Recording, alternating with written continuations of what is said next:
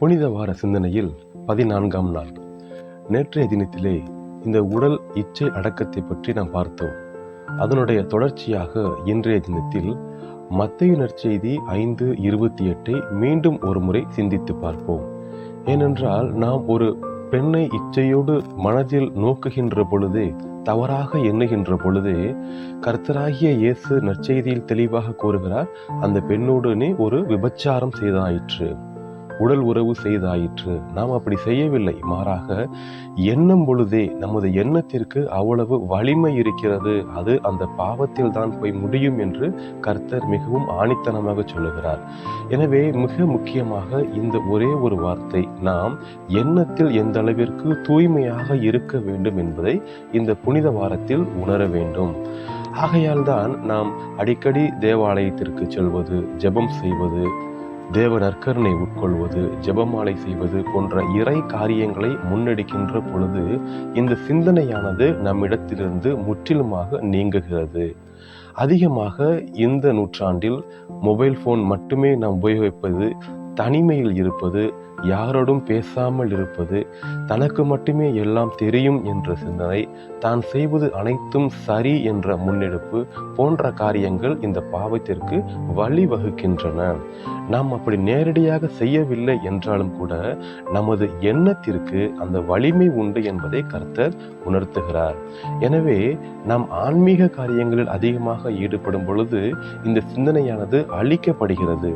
ஏனெனில் விவிலியத்தில் சோதம் கொமோராவாக இருக்கட்டும், சிம்சனாக இருக்கட்டும், இவர்கள் எல்லாரும் பாவத்தினால் மடிந்ததற்கு மிக பெரிய எடுத்துக்காட்டாக விவிலியம் காண்பிக்கின்றது. எனவே நாம் இன்றைய தினத்தில் முக்கியமாக எண்ணத்திற்கு முக்கியத்துவம் கொடுக்க வேண்டும். எண்ணத்திற்கு வலிமை உண்டு என்பதை உணர வேண்டும். பிசாசானவனுக்கு தோல்வி என்பதே கிடையாது. நாம் பாவத்தில் எந்த ஒரு நொடிப்பொழுது விழுகிறோமோ அதுவரையிலும் அவன் முன்னெடுப்பாக எந்த ஒரு காரியத்தையும் செய்ய வல்லவன் என்பதை உணர்ந்து நாம் அவன் பொருட்டு மிகவும் எச்சரிக்கையாக இருக்க வேண்டும். தேவ காரியங்களை செய்ய வேண்டும் என்பதை உணர்வோம், செயல்படுவோம். இந்த சிந்தனையோடு இந்த பாடல் மூலமாக நாம் நமது எண்ணத்தை தூய்மை செய்து இறை வார்த்தையை தியானித்து இறைவனோடு ஒன்றித்திருக்க முயற்சி செய்வோம்.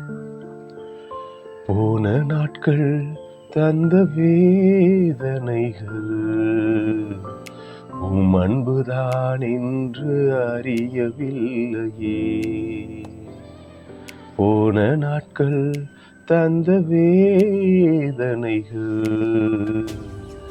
உம் அன்புதான் என்று அறியவில்லையே. உம் சொந்தமாகவே மார்போடு சேரவே உடமிட்டு உருக்கினீர் என்னையும். உம் சொந்தமாக்கவே மார்போடு சேரவே உடமிட்டு உருக்கினீர் என்னையும். தெய்வ அன்பு உன்னதம், இந்த நல்ல தெய்வத்துக்கு நான் என்ன செய்து நன்றி கூறுவே. எந்த நற்ப ஜீவியத்தை நான் உந்தன் முன்னே சமர்ப்பிக்கலாம்.